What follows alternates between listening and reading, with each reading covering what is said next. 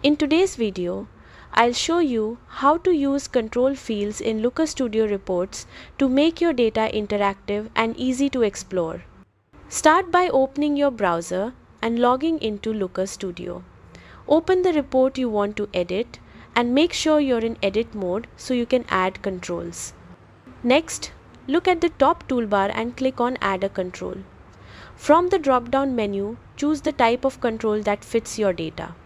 A drop-down list works well for predefined values like countries, while an input box lets users type specific text or numbers.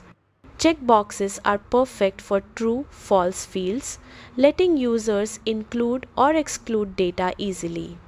Once you've chosen your control type, click on the report canvas to place it.